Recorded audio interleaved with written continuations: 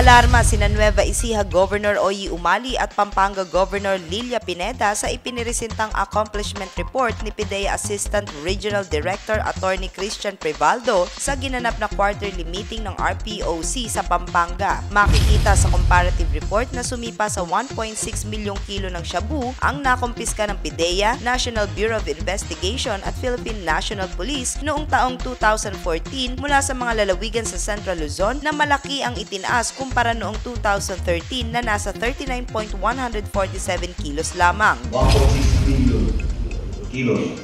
Yan po yung seizure natin by 2014 po.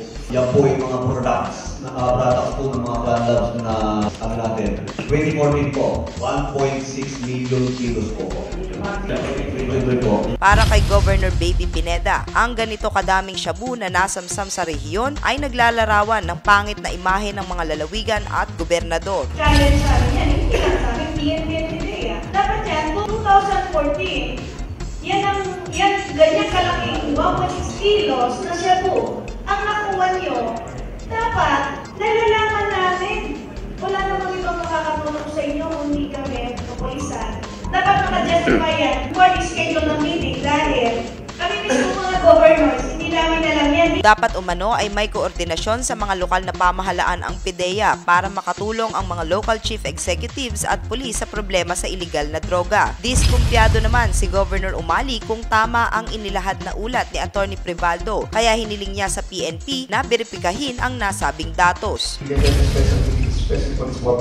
Siguro by that time, kanino na lahat yung dapat. PNP by that time, siguro naman, na-check nila lahat ng records ito. And yung mga kasos, okay, they will get DOD also. Parang tingnan natin, let us look into this one. And for special meeting tayo on this purpose, it's the only agenda we're going to discuss. Tignan po ninyo yung week na after the meeting. We have to give you enough time para ano natin ito.